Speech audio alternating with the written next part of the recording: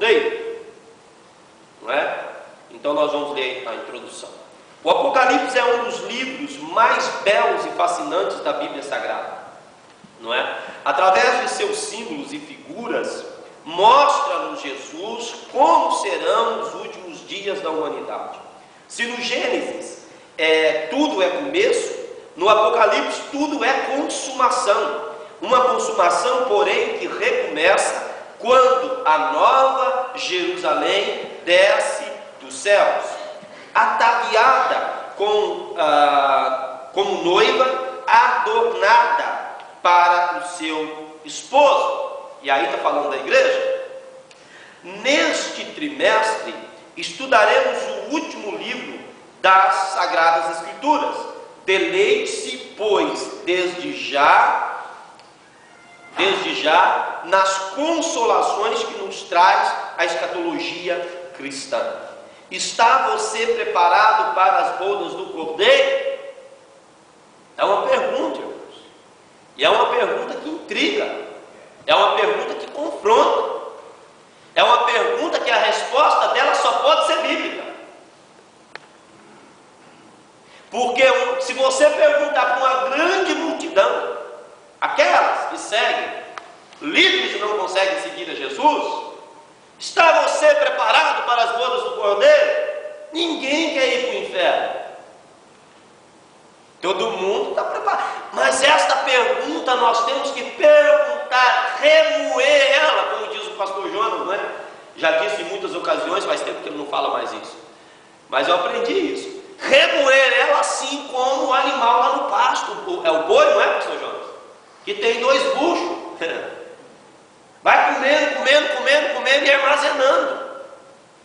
E à noite ele então remói tudo aquilo que comeu durante o dia. Então, esta pergunta é uma pergunta para nós como pessoa, para nós como indivíduo. Está você? Eu estou preparado para as bodas, ou preparado para as bodas do Cordeiro? E esta pergunta, irmãos, é tão intrigante e tão complexa que nós só podemos responder ela biblicamente. E a forma mais eficaz de responder esta pergunta é aquilo que o irmão Josias citou ainda há pouco. Eu estou praticando a palavra do Senhor? Eu vivo o Evangelho na prática? Eu sou um autêntico crente? Ou sou um projeto de derrota? Ou sou alguém que sou chamado como crente, mas em mim, se alguém quiser água, não tenho para dar? Primeiro, não dou. Há pessoas que são egoístas, há pessoas que lêem, há pessoas que até guardam, e há pessoas que ouvem a palavra do Senhor, mas ela ouve para ela guarda para ela e ela lê só para ela.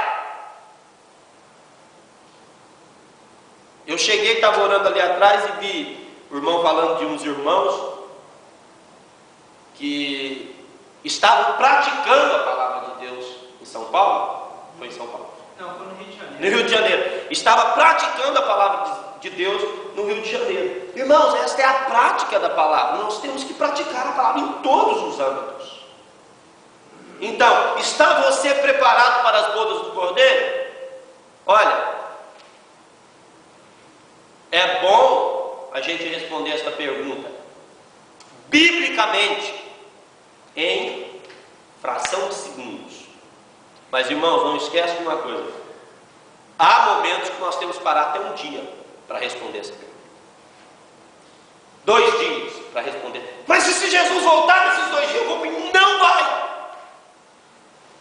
Se você parar para responder essa pergunta para você mesmo, significa que você é temente ao Senhor.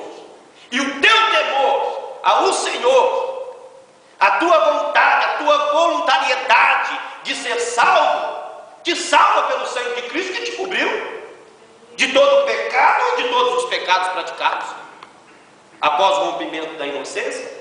Então nós temos que entender que esta pergunta nós temos que responder ela biblicamente. Esta pergunta é uma pergunta que não pode faltar às nossas vidas, que não pode faltar à igreja. Quando a igreja demora para ouvir esta pergunta, ou quando eu pergunta, o que acontece comigo? Relaxo na fé. Quando eu não faço essa pergunta constantemente dentro de mim, Senhor, eu estou salvo?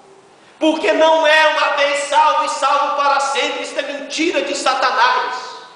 É uma vez salvo e andar no caminho que é estreito, que o pastor falou aqui na Santa Ceia, a porta que é estreita, o caminho que é estreito, sofrer as aflições da salvação, mas vencer com Cristo Jesus.